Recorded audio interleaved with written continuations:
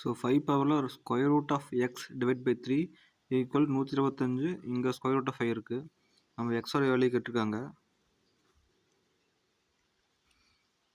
So 5 பவரில் square root of x divide by 3, இங்கே 125 நாம் 5க்கு போய் மாற்றிக்கலாம். ஸோ 5 பவர் 3 இன்ட்டு இங்கே ரூட் 5 இருக்குது. நம்ம ரூட் 5 5 பவர் 1/2 மாற்றிக்கலாம். ஏன்னா ரூட் 5 சேஞ்ச் பண்ணி இதுதான் வரும். ஸோ இந்த 5 நம்ம அப்படியே வச்சுக்கலாம். ஸோ கீழே சேமாக இருக்குது. ஸோ நம்ம மேலே கூட்டிக்கலாம்.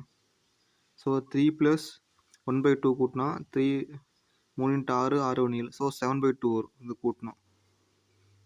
ஸோ 5 பவரில் square root of x divide by 3, இங்கே கீழே சேமாக இருக்குது வழக்கம் போல்.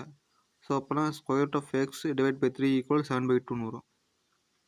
Square root of x divide by 3 equal 7/2.